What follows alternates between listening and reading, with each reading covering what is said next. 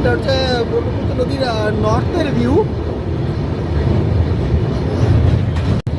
এটা ব্রহ্মপুত্র নদীর south view, যেটা সোজা আমাদের এখানে বাংলাদেশ হয়ে কিংবা পশ্চিমবঙ্গ হয়ে যেটা ডিভাইড হচ্ছে।